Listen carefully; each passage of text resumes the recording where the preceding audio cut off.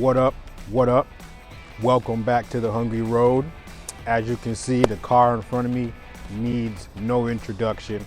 I've actually rented this car 2 times before when I was working in Detroit, but it was before I started my YouTube channel and kind of got the spark going. So I'm glad here in Buffalo today I had the chance to review this and show you guys what I think about it.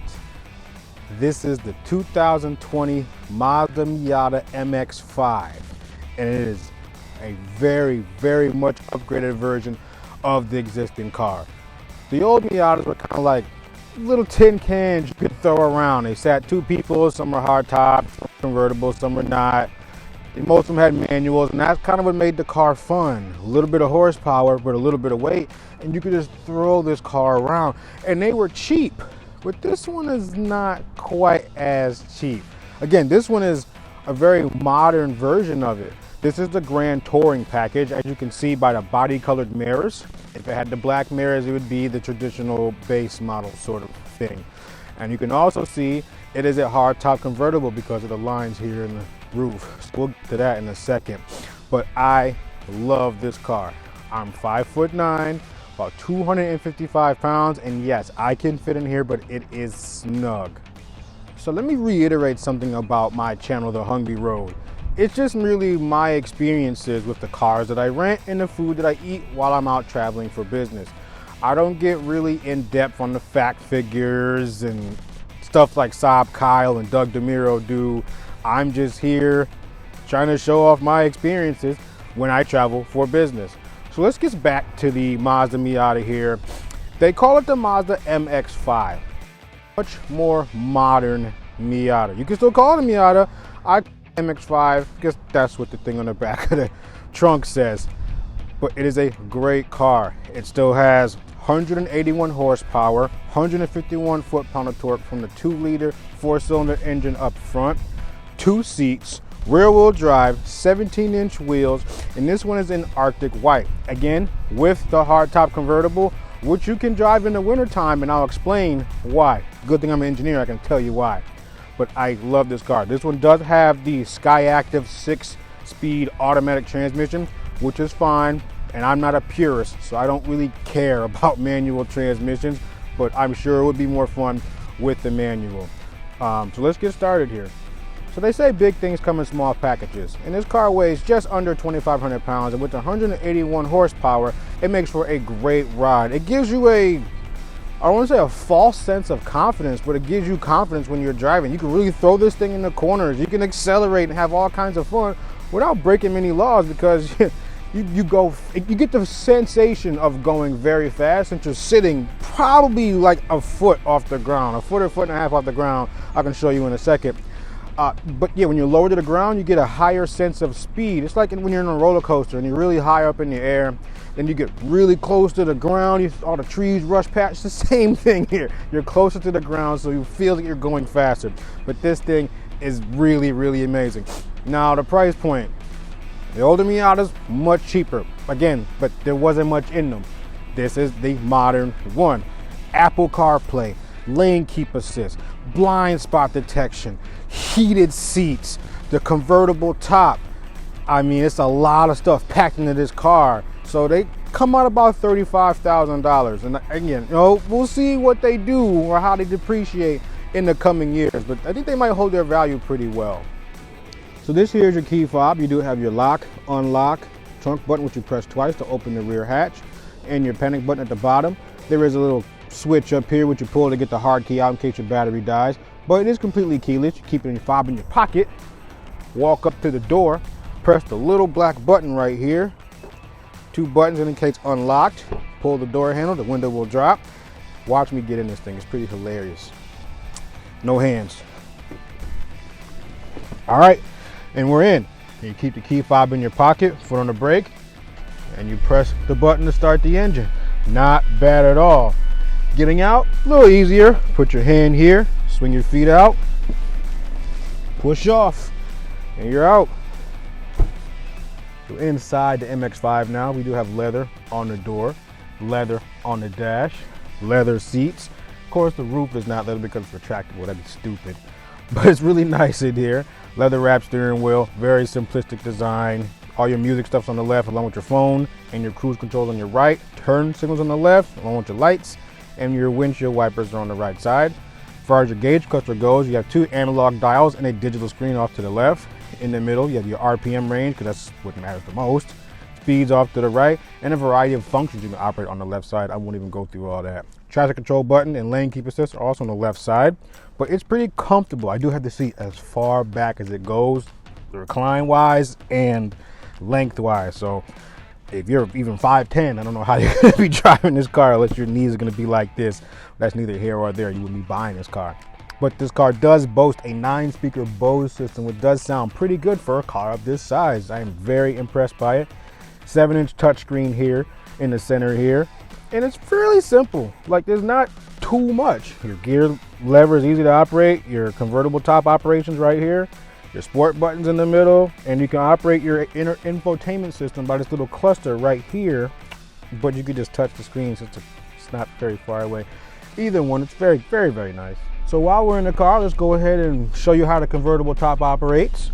Right by your right knee, there's a button. Up is letting the top down. It's a clear picture of that. And pushing the button down will put the top back up. So just hold the button up. It's completely automatic. There are no levers or switches you have to activate by yourself, like the Mustang or Camaro. I think both of those you had to turn. Nope, the Camaro was fine. The Mustang, you had to do some stuff up here. But look at all the magic happen. And in like 10 to 15 seconds, boom, you're done. Operation complete, shows up on the digital screen here, and you're done. The car transforms into this beautiful roadster. Like I mentioned before, you can drive in the wintertime, and that is because of the roadster format. You have the windshield here, and you have the clamshell right back here. So in here is a gap of air. If you leave the windows up while you're driving, air will just skate over the bubble of air you have inside the car already and pass right over you. And I can prove this. While I was driving along, yes, the top of my head got cold, but inside of the car felt just fine. I promise you, it was 31 degrees out when I drove from the airport, and it was magnificent. Sun was out too, so it was really nice. Let's put the top back up, hold the button down, and magic happens. Really cool watching it operate, especially from the outside. You never really see that. Pegs go in, little hook here engages, boom, and you're done. Trunk space was obviously an afterthought. Well, let's not say an afterthought, but just a small thought regarding this car. It's a 2-seater. It's not designed to be a grand tourer, but there's enough room for my toolkit and my duffel bag to go in there. Now, it does look a little smushed, but you're just gonna have to give it some elbow grease and it stays shut. So we are inside the Mazda MX-5. I got my heated seat on, blasting. Temperature set to 72. 3 fan speed, face, feet, tops down. The sun's coming out for me. Let's go ahead and put it in sport mode by flicking this little lever here up. Car and drive. All right, let's throw the manual. Slide the paddle thing over to the left, and we out. This should be a good time. Just driving at slow speeds, it just feels so like it's part of you, like you are a part of the car. It's just amazing. People use the term go-kart for the road so much, but this is what it makes me feel like. You know, I wouldn't say that about like a McLaren Senna or anything like that, because those are like way bigger cars. But this thing here, it's so small, it's so tiny. You probably could put this on a go-kart track and you'd fit right in without a problem. So let's see what we got here. Oh, got an open little road. Gonna come out, I'm gonna floor it, and